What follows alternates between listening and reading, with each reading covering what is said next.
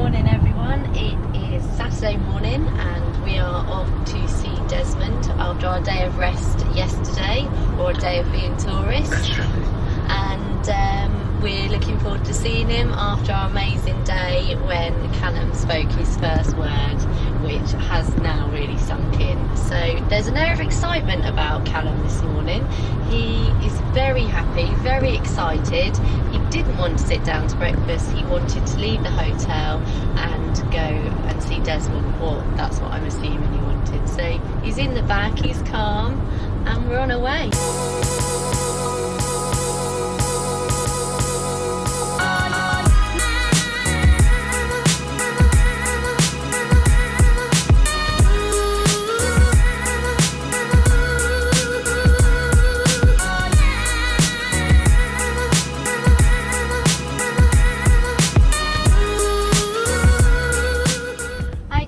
We're just off to go and get Callum from Desmond, and we're very fortunate that Desmond is very happy to speak to us on camera so that you guys can get an understanding of what it is he's doing with Callum and how Turn it's right having on Broad Road, such a great then turn impact. right. So let's go and get him. Right, good morning everybody.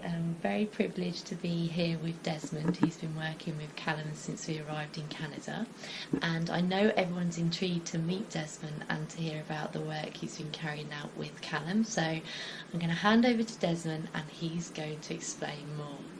Hi Desmond. Hello to everybody. My great pleasure to work with Callum and Kim and her father Bill this past week.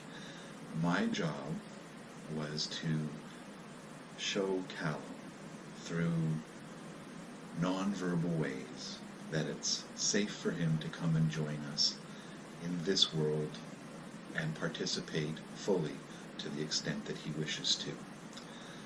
We do that in the Davis world simply by no agenda and allowing the client to tell us what the client needs. The first step in stepping stones is what I'm working with Callum on. Is this book right here. It's called Stepping Stones, the Davis Autism's approach. The first step would be to introduce the person that we're working with to an orientation, a suitable orientation for learning and bringing all of our senses together. Some people use what we call ting, and that ting is delivered through headphones. Non-verbal people use a device called NOIT, and that's spelled N-O-I-T.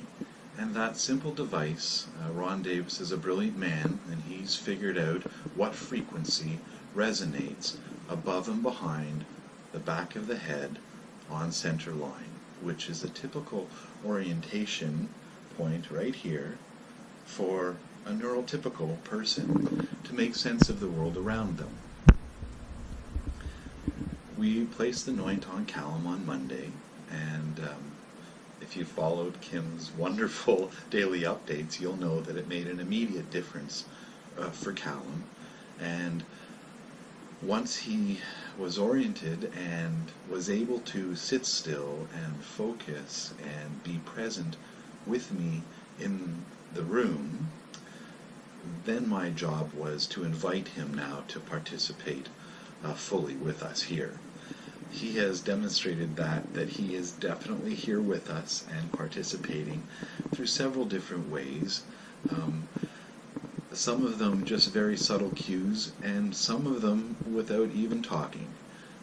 I do realize that there are people out there that won't understand how someone can communicate non-verbally with another, but he can definitely send me messages, and he can receive my messages from me just with using energy and positive intentions.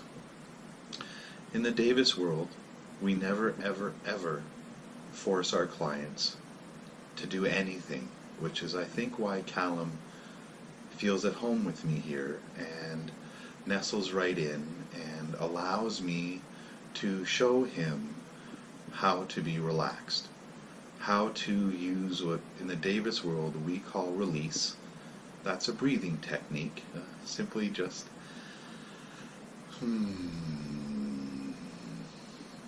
And while he's nestled with his head resting on my chest, and I do those releases, he can start then to mimic those releases. And listening to his mum, Callum's breathing has started to become regular, and he's not holding his breath anymore.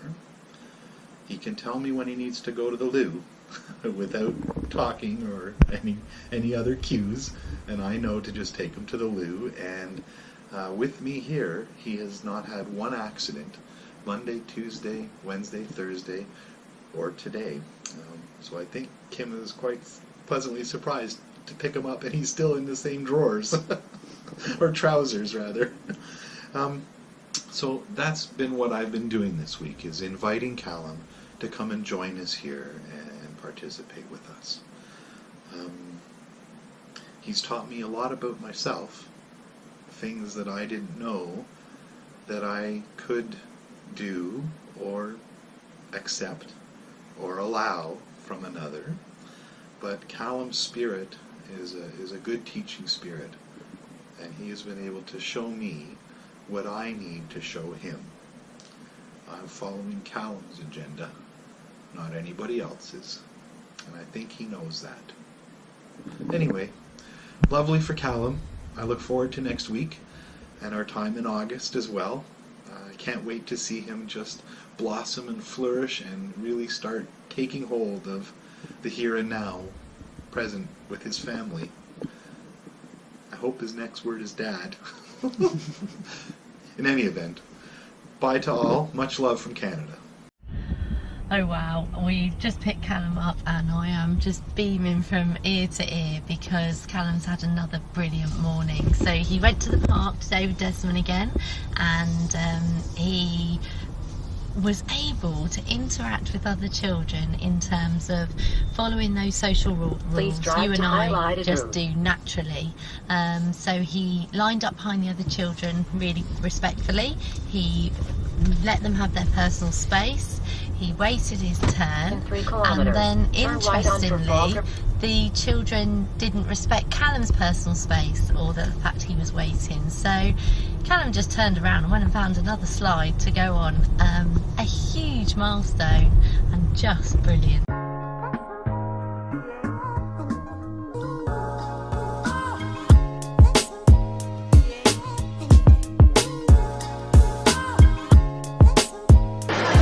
Here's Callum walking, nice and calmly, all by himself in the very busy mall. You can see he's taking it all in. That's it. Sometimes it's too much and he just has to put his hands over his eyes, and there he is, moving out of the way of people. Good boy, Callum. You're doing really well. And somebody just grabs my hand just a little bit. And you're dodging out the way of a pushchair. Good boy. Super.